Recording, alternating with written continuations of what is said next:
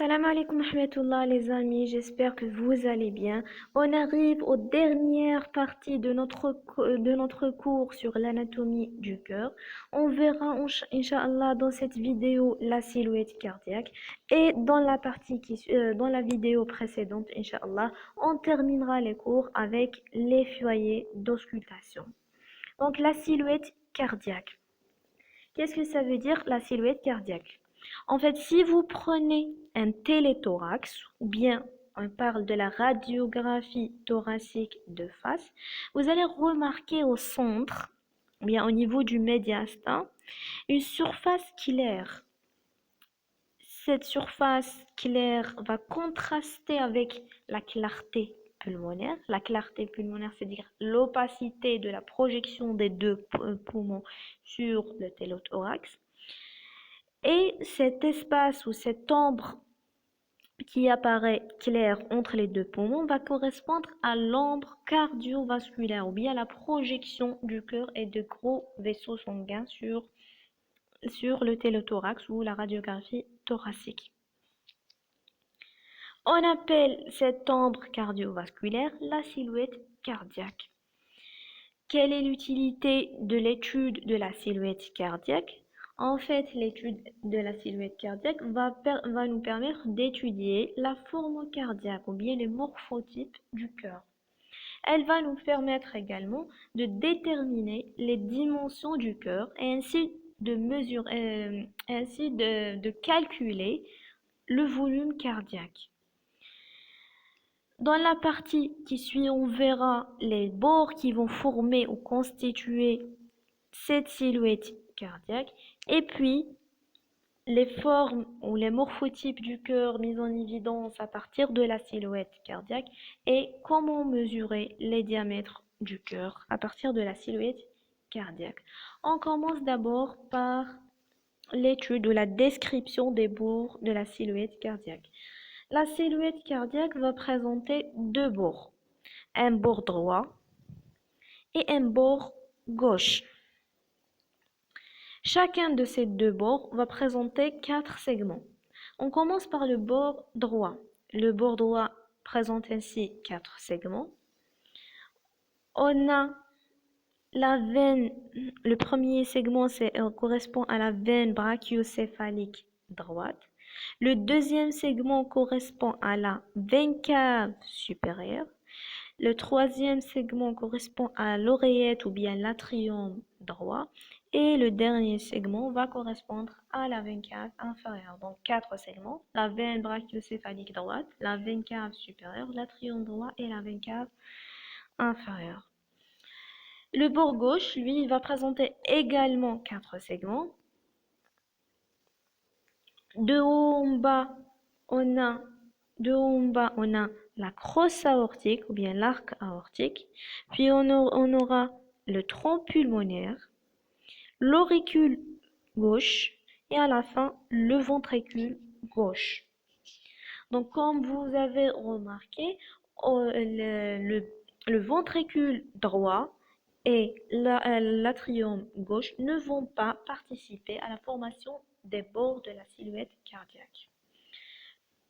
On résume rapidement, la silhouette cardiaque va présenter deux bords, un bord droit et un bord gauche. Le bord droit est constitué successivement de 4 segments.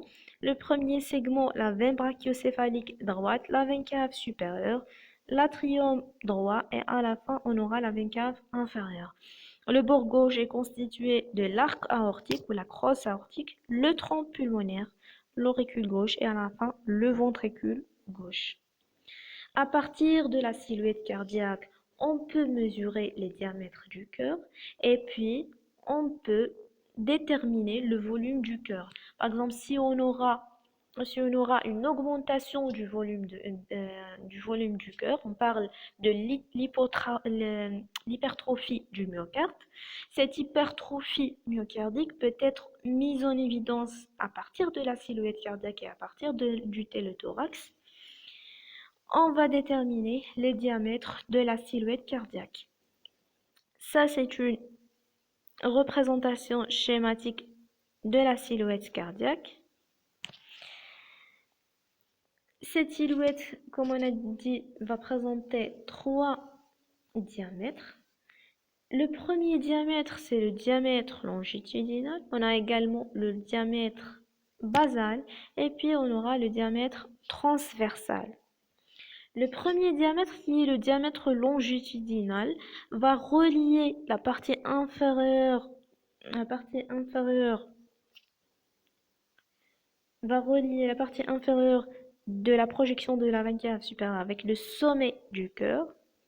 Ça, c'est le diamètre longitudinal. Il est bien sûr en parallèle avec l'axe cardiaque. Il est à peu près de 12 à 13 cm. Bien sûr, c'est le diamètre le plus long. Et puis, on a le diamètre basal. Le diamètre basal. Le diamètre basal correspond au diamètre de la base du cœur. Il représente également, ou bien il correspond au sillon atrioventriculaire ou bien le sillon coronaire. Ce diamètre est à peu près de 10 à 11 cm. Et à la fin, on a le diamètre transversal. On a le diamètre transversal. On a comme ligne de référence la ligne longitudinale médiane, ou bien la ligne verticale médiane. Cette ligne verticale médiane va diviser la silhouette cardiaque en deux parties, une partie droite et une partie gauche. Le diamètre transversal du cœur va correspondre à la somme des diamètres transversaux de la partie droite et de la partie gauche. Ce diamètre transversal est à peu près de 11 ou en moyenne de 11 à 12 cm. Et à partir de ces diamètres, on peut déterminer le volume cardiaque. À partir du téléthorax et bien sûr de la silhouette cardiaque, on peut déterminer également le morphotype du cœur ou bien la forme du cœur. En fait, en fonction du type morphologique ou en fonction de la forme du thorax, on aura deux types ou deux morphotypes du cœur. On a un cœur qui est vertical et un cœur qui est étalé. Chez les sujets qui ont un thorax lent, c'est-à-dire les individus longilines, le cœur est plutôt de type vertical. Tandis que chez les sujets brévélines, qui ont un thorax qui est un peu plus court et un peu plus large, ces sujets ayant un cœur qui est plus étalé, donc un cœur étalé. Ces deux morphotypes peuvent être mis en évidence à partir de la silhouette cardiaque. Comment peut-on déterminer le type du cœur à partir de la silhouette cardiaque?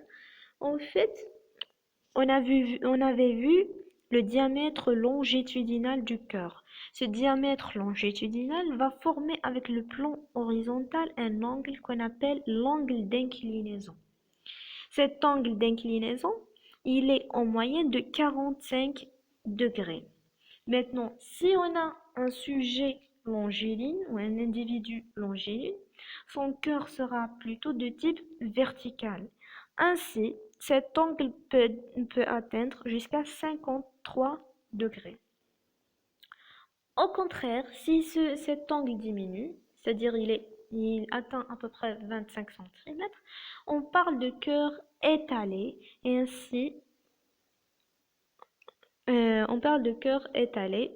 On retrouve ce type ou ce morphotype cardiaque chez les sujets bréviliens. Ça, c'était tout ce qu'on avait sur la silhouette cardiaque. Je vous remercie énormément. Laissez un j'aime, un commentaire et abonnez à la chaîne pour voir toutes nos vidéos. Je vous remercie. À bientôt.